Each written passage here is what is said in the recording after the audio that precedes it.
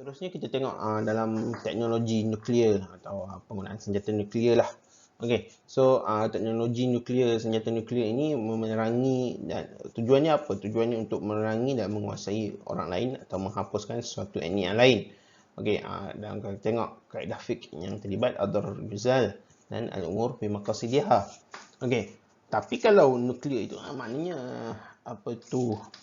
Tenaga nuklear itu in a way adalah satu clean energy sebenarnya.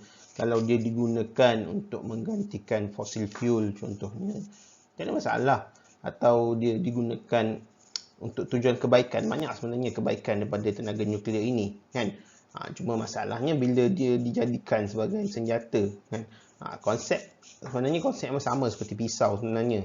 Pisau itu kalau kita gunakan untuk membunuh, jadi haram, kan? Tapi kalau kita gunakan untuk potong sayur, potong daging, nak masak, dia adalah satu yang harus. Jadi perlu ada keseimbangan lah di situ.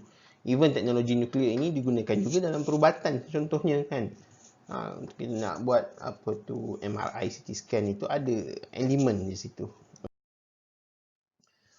Seterusnya rawatan ketagihan dengan menggunakan dadah. Okey, ini satu yang menarik juga ni, sebab macam mana kita nak rawat ketagihan dadah itu, kita kena gunakan dadah juga sebenarnya. Okey, so dalam konteks ini harus untuk mengambil apa yang diharamkan semasa dalam keadaan darurat. Okey, so kita pakai kaedah ad-darar yuzal. Contohnya berubat dengan benda-benda yang diharamkan dengan syarat apabila ubat yang halal sudah tidak ada. Okey, so kaedah fiqh yang kita pakai, tiada mudarat dan semua kemudaratan itu mesti dihapuskan.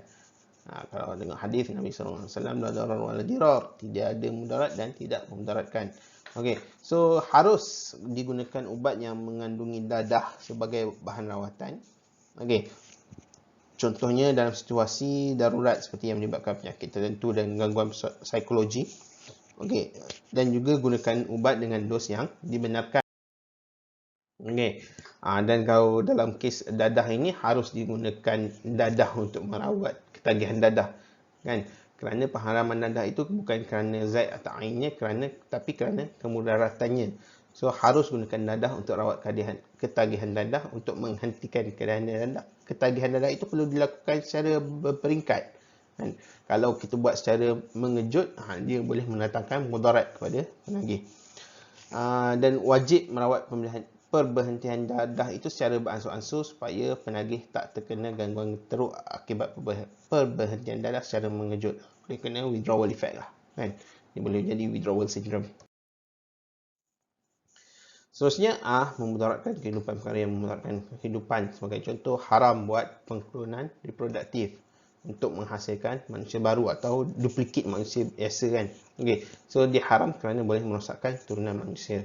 Okey, itu haram teknologi genetik jika percantuman benih tanpa ikatan perkahwinan yang sah atau untuk menghasilkan bayi untuk tujuan komersial, contohnya nak jual bayi tu. Okey, teknologi ICT dilarang kalau tujuannya untuk apa? Untuk menyebarkan fitnah, untuk menyebarkan maklumat palsu, untuk buat laman web yang tidak sihat. Okey, so kaedah fiqh yang kita gunakan again, al-umur bi maqasidiha, tujuan itu apa, dan ad-darar yuzal.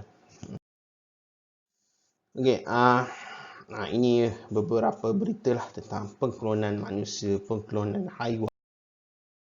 Okey, so rumusannya kaedah fiqh ini bukan bertujuan untuk menghukum manusia. Okey, sebaliknya ia untuk memudahkan dan memberi panduan kepada ulama dalam mengeluarkan sesuatu hukum. Jadi itu kita perlu sesuaikan lah. Okey, jadi insyaAllah kita akan sambung dengan topik seterusnya. Assalamualaikum warahmatullahi taala wabarakatuh.